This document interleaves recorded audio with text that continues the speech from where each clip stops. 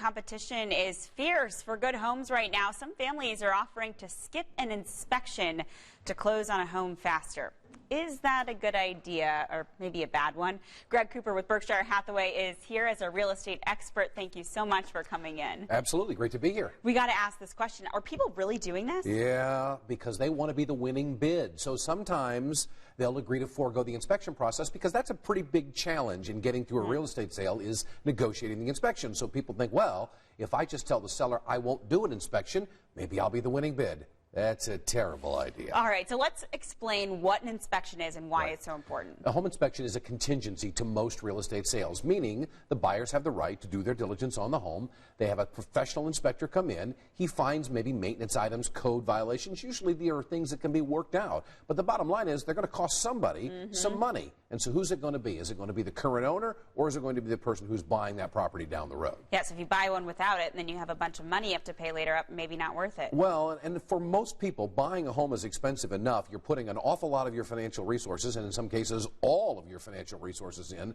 The last thing you need is to have some huge plumbing, electrical, et al. Inspection problem down the road. Yeah, we're looking at some video of some of those issues right now, and not only are they a nuisance, but again, like you said, they can cost a lot of money. So what if you come across a seller who's like, oh, already got one, we're good to go, you don't need one? That's a common thing. Sometimes sellers will have their homes inspected before they put it on the market. And that's fine. It's informational. It's transparent. That's a good thing for buyers. But I always encourage buyers to do their own diligence. You don't know for sure unless you've hired the person who's going to have that examination of the home and presents you with the information so that you know what you're getting into. And what is the approximate cost there? Depending on whether you do radon tests or termite and things of that nature, it can be anywhere from $350 to $500 or $600. Of course, that varies depending on the size of the home as well. That is the best insurance money that a home buyer could possibly spend. Naomi, we strongly encourage people always have a home inspected when you buy. Yeah, if you ever dealt with a continuing flooding problem or anything like that, you know that that's way more expensive than $500 or $600. So bottom line,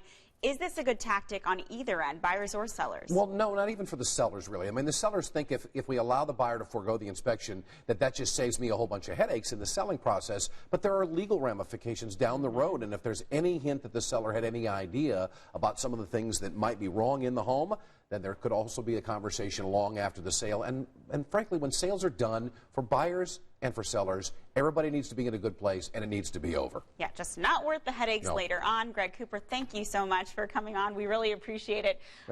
Good information as people kind of fight it out there in the housing market right now. Great to be here.